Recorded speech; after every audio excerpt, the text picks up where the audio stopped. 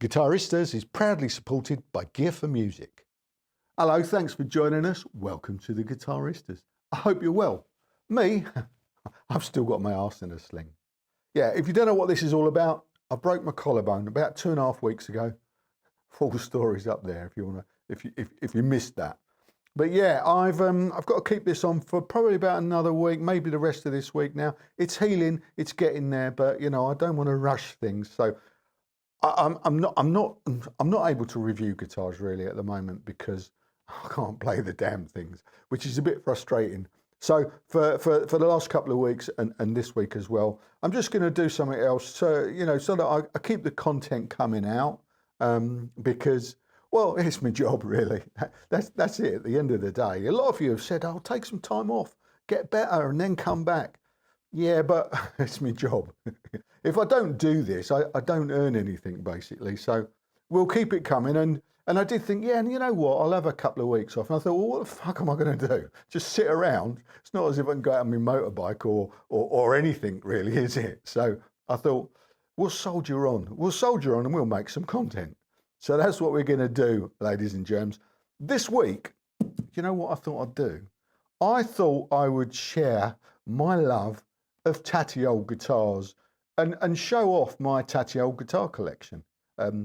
Most of them you've seen here and there over the years, really. I've only got a small tatty old guitar collection, but they're all things of beauty as far as I'm concerned. So what we're going to do is we're going to go through them all, and we're going to hear them all, because although I can't play, I've played most, if not all of them previously. So I'll dig out some archive clips, I'll roll them in, and job's a good one, hopefully. I haven't done it yet, so we'll see. So that's what we're going to do this week. We're going to start with, well, this was the first vintage guitar that I was bought. Yeah, I was bought this. Here's a story, okay? I started playing guitar when I was about 13 years old. I gave up playing the guitar when I was about 25 years old. So I played, and I played, you know, in bands from about the age of 15 to about 25. So about a decade, you know, pretty full on. I was going to be a rock star. And then, like most of us, I met a woman, I met my first wife, and I gave it all up. I gave up all my hopes, all my dreams, and I gave up playing guitar for 10 years. Until that all went tits up. And then, that's a true story. And then I rediscovered myself and my love of guitar. And it was my second wife, in fact, okay, bought this for me on my 40th birthday. So it's obviously very dear to me. I thought once about letting it go, and I shall never let it go. This will come to my grave with me. I'll be in deep shit if I sell it anyway.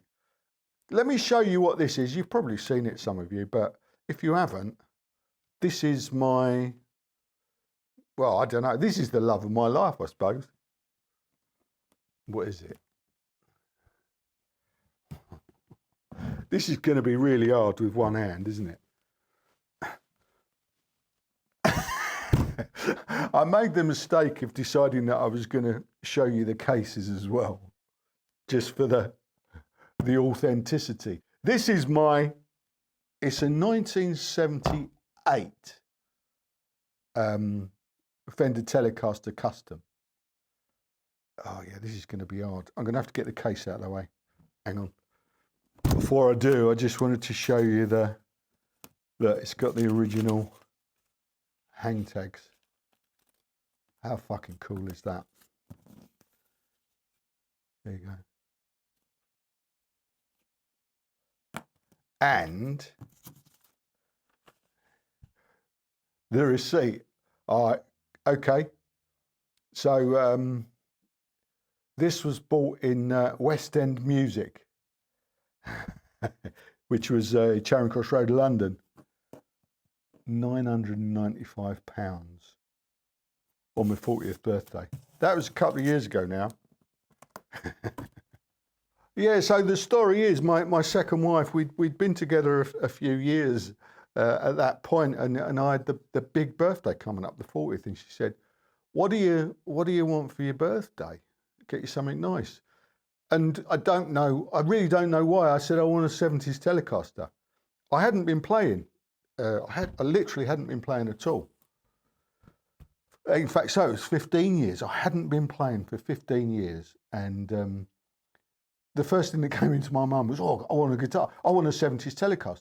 Because I grew up in the 70s. So I suppose, well, I knew nothing about 70s guitars, but I did know that I'd seen Status Quo in, I think I'd seen Quo in about 1972, I think it was, something like that. First band I ever saw live.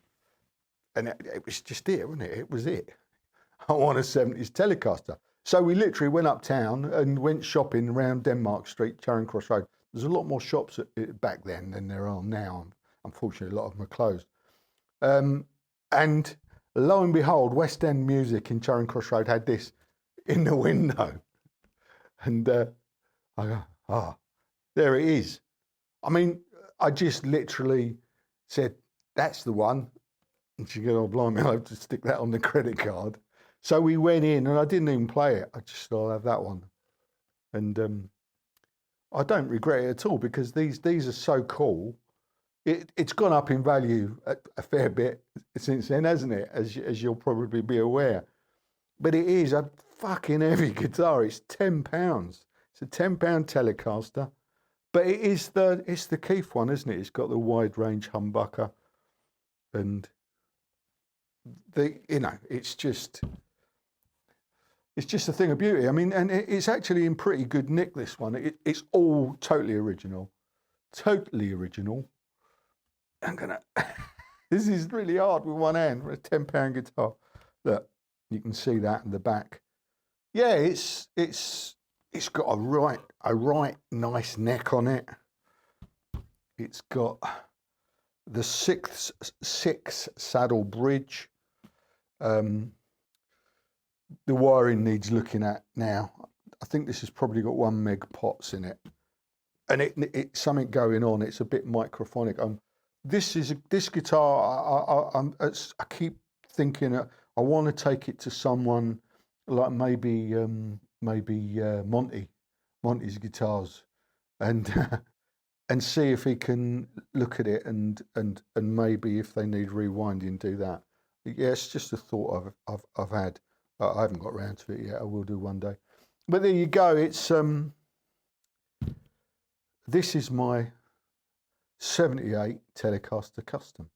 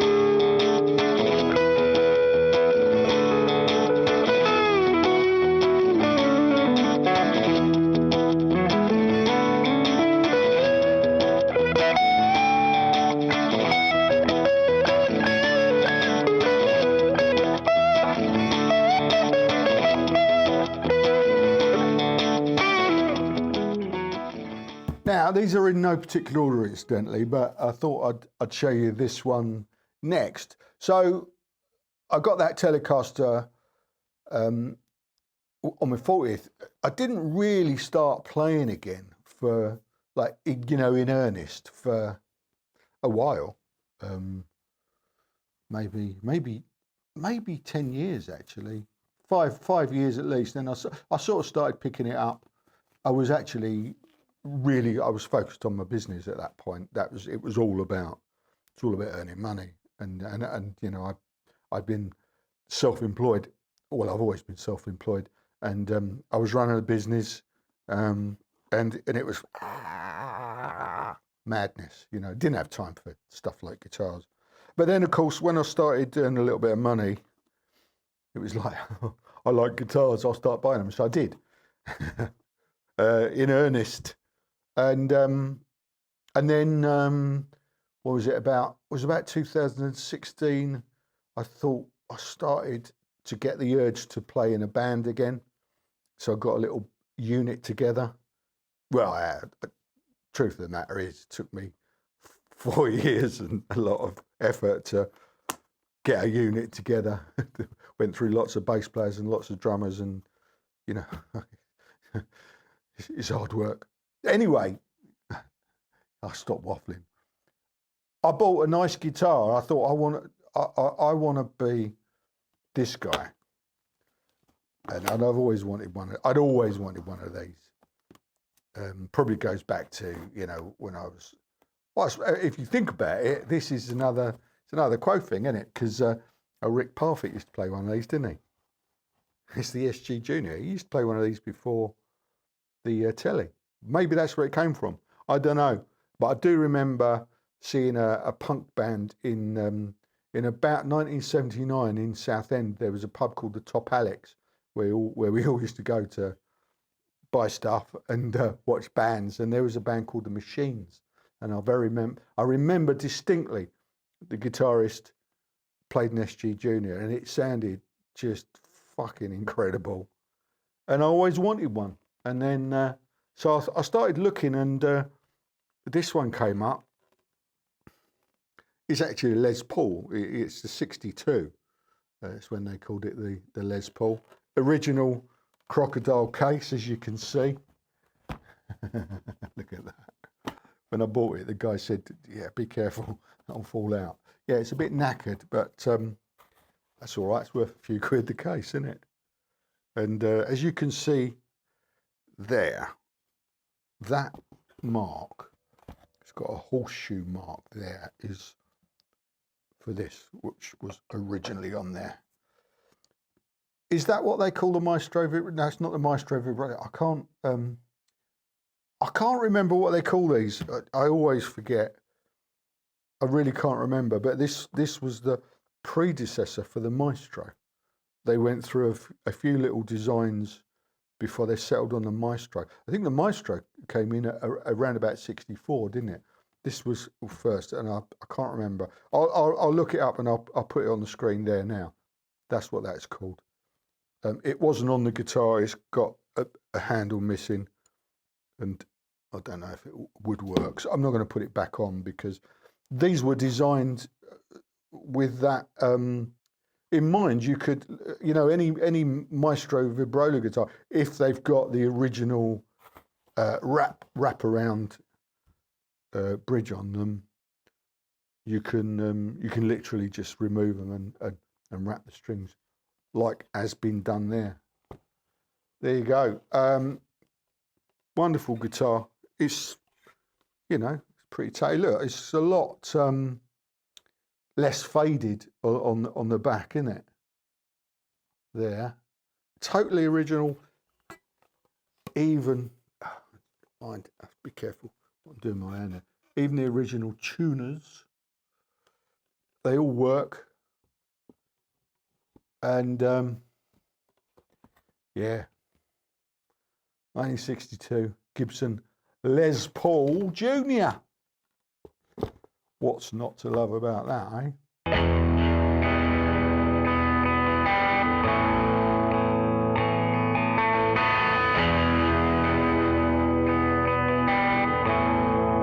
Tidy arse looping.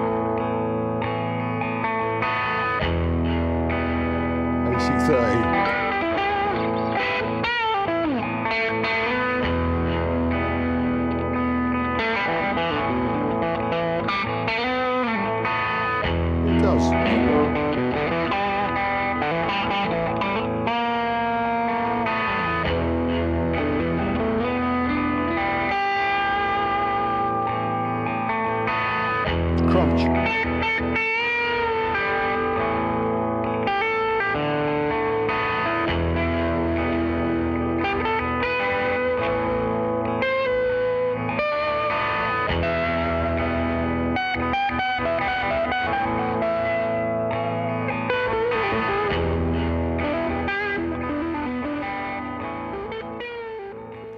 Now here's the thing, there's no case for this one. I bought this in One Joe Guitars in Denmark Street on one of my guitar safaris several years ago now, and it's a 1963, original 1963 Epiphone Olympic, okay? Not to be confused with the Coronet. This one, the Epiphone have just re-released in their affordable range. This is a Coronet. This, it's an Olympic. Epiphone were a little bit confused back then. 63, this was the Epiphone Olympic. Look, it's got a 3+3 headstock on this one, and it's got a single coil pickup there, as opposed to the P90 that the kind of this version of the Coronet. We'll do, and we're going to review that one very soon in a few weeks' time, and we'll go through all the differences so that I can clarify that a little bit more, because they look identical pretty much, don't they? But this one, yeah, I mean, this is a player's guitar for sure. They said that when I bought it, it was on the cheaper side, although I still think I paid too much for it. I thought it'd been refinished. But now, having seen that in the walnut colour, I'm not so sure, to be honest with you. It's got a stinger on the back of the headstock, as you can see that. Sometimes they do that because it had a headstock break. Sometimes they did that at the factory for other reasons. Maybe it was a second, or maybe it was just a design thing back then. I don't know. It's got repro tuners on, as you can see, and I replaced the pickup. I've got the original pickup. They said they didn't know if the pickup was original anyway, but I wanted a Coronet, so I replaced the pickup. This is a Seymour Duncan Custom Shop. Is it Seymour Duncan Custom Shop? Yeah. Melody Maker P90. So that's a single. It's a version of a P90 to give it more of a P90 sound. So yeah, that's a quite a high output fat single. This is a repro bridge because the original was pretty knackered, and I changed the knobs. And they said they didn't know if the pick guard was original or not. So yeah, it's definitely a player's guitar. Oh, and as you can see by these 3 holes there, this would have had a Maestro vibrola on it originally, which wasn't on it when I got it. But it's a cool little thing, isn't it? Yeah, I couldn't walk past that. I saw that in the window, One Joe Guitars, and I thought, you're coming home with me. So yeah, there wasn't a case with it, so I said, just give us a gig bag. I slung it on my back and got the train from Fenchurch Street back home. It's cool. I love this guitar.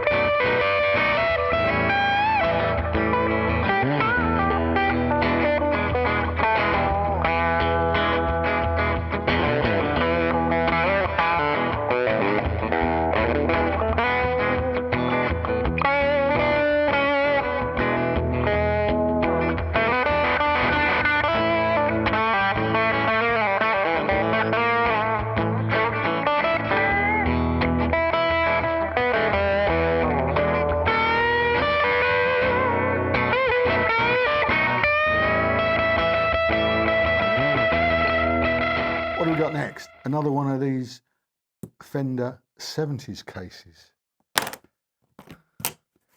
Some of you will remember this. It's another Telecaster.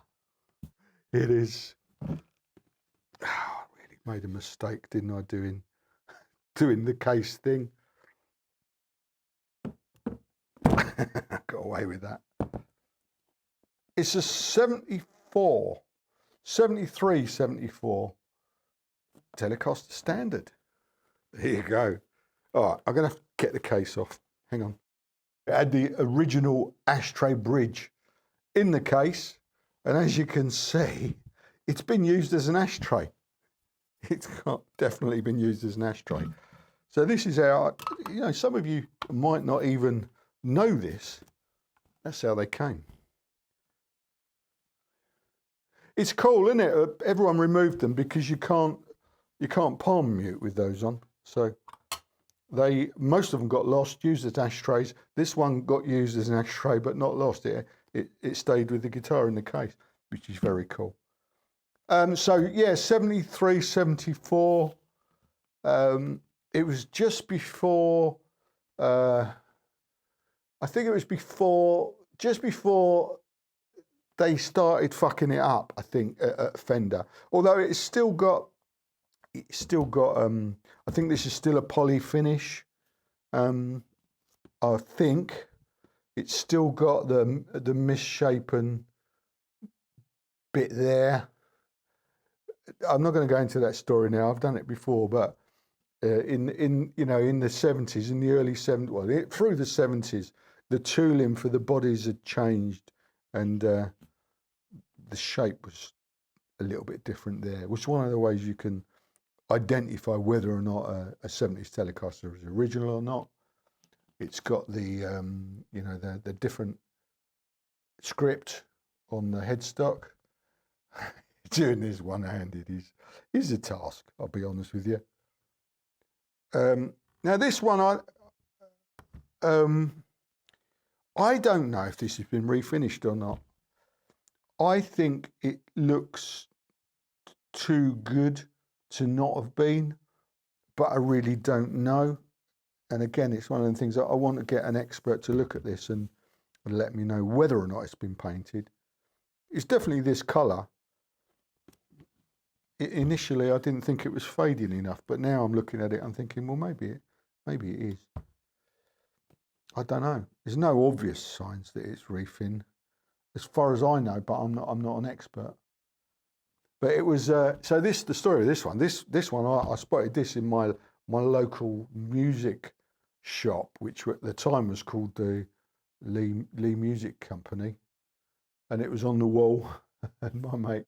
And it had a really attractive price tag on it. It was a couple of grand, less than that, I think it was, which were a 70s Telecaster. I thought, well, blimey, that's good. So I said, I don't need another Telecaster, but I picked it up and played it. It's just amazing. And so I came back here and filled my car up with things to Part X, other guitars to Part X. Took a hit on a lot of them to get this, to own this, and I'm bloody glad I did, because it's really fantastic, and it's an appreciating classic. Look at that.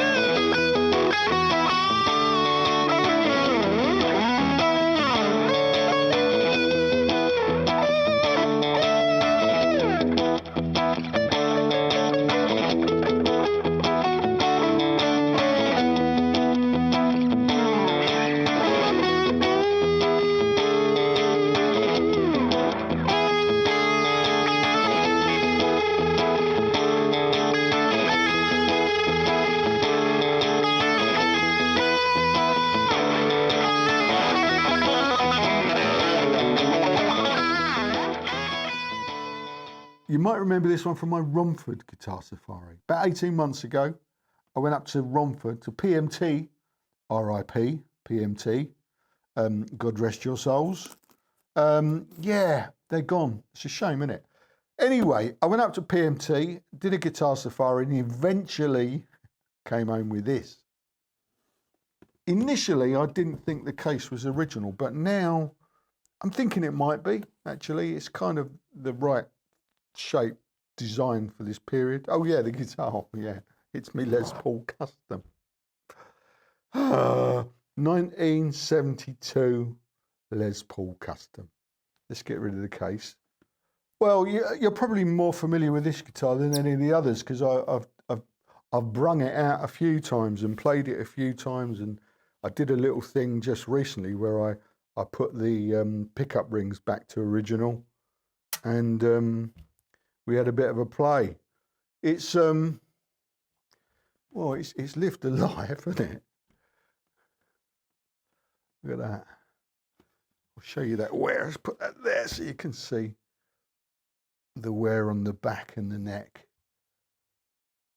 I don't think it's had any breakages, as far as I know. Can't see any. I've blacklit it. Can't see any original tuners, as you can see. Proper aging. I mean, you can't fake this. It's had a refret fairly recently, and that's why the binding on the neck is white because obviously it's played. I mean, the fading on the binding, the yellowing on binding of these things is caused by the UV light aging the lacquer. And obviously what happens on the neck is the lacquer's knackered, gets worn off, doesn't it? And especially when it's at a refret, you know. So that's why the binding there is white. But everywhere else, as you can see, it's fucking heavy as well. It's not quite £10 this. I think this was about 9.5. But yeah, you need two hands really to demonstrate it effectively. So this, I don't know if you remember the film. The price tag on it was $4,999.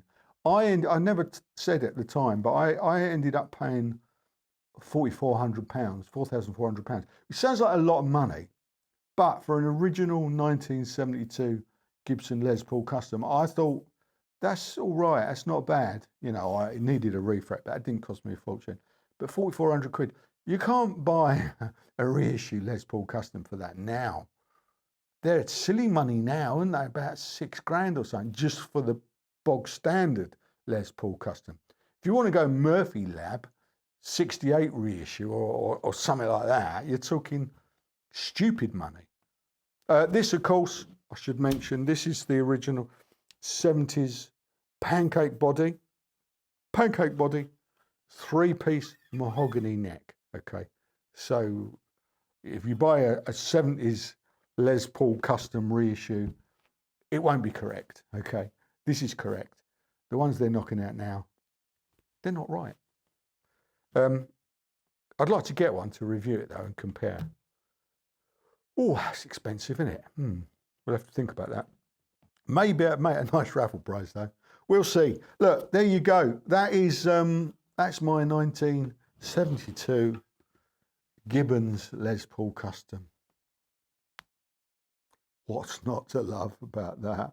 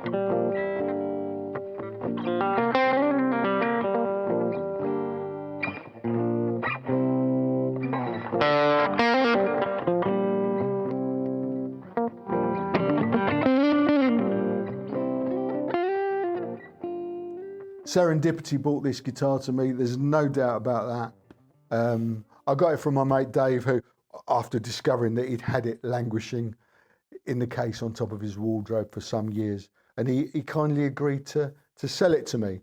Formerly owned by a local guitar legend from back when I was in bands, a guy called Pete Elmer, who bought this in New York. And we discovered, when we reviewed this, that it's been signed by no less than Les Paul himself.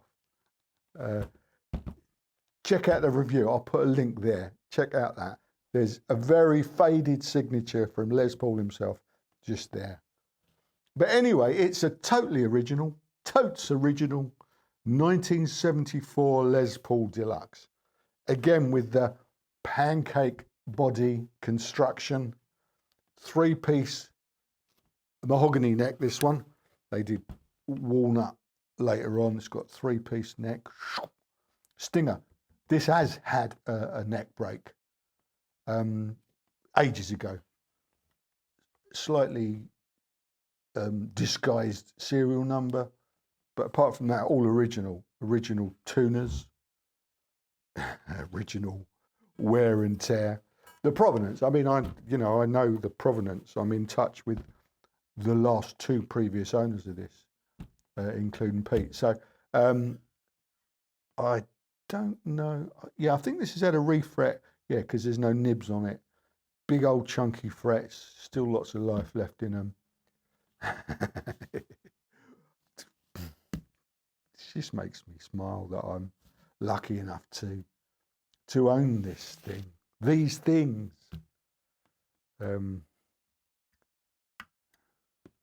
Yeah, gives me a real warm feeling. You know, this is why I just love Tatty old guitars. I mean, look, it's beat to fuck, isn't it? It's been played.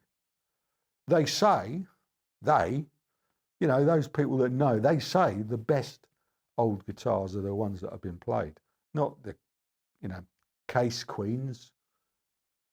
This was played in anger, wasn't it? Look at it, bloody hell. It said, I don't know if you can see it. That one's been moved. Yeah, even this strap button's been moved several times. This one has as well. Don't know if you can see that. Again, it's not a lightweight. It's I think this is about 9.5 pounds as well. There you go. It's original. It is original, apart from the frets. Yeah, all original, apart from the frets. It doesn't come better than that, does it?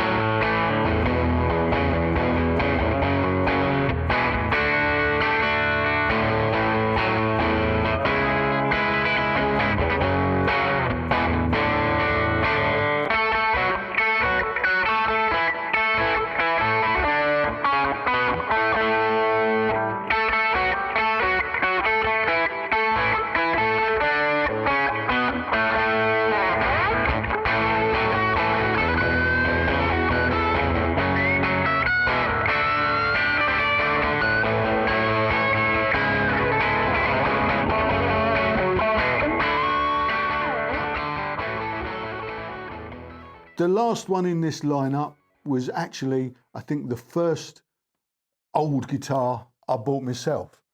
The missus bought me the 78 Tele-Custom way back, and then when I started getting into guitars and started buying them, this was the first one that I saw. And I mean, non-original case, okay? It's just non-original, and it's a right proper mongrel of an SG. Now, this has been modified, okay? Some may say fucked up. Again, this is another Wanjo Guitars Denmark Street discovery. I actually had a bit of a competition against another guy who was about to buy it. He walked off to think about it, so I bought it quick. Look, it's around about 1973, as far as we can tell. It's an SG2, Gibson SG2.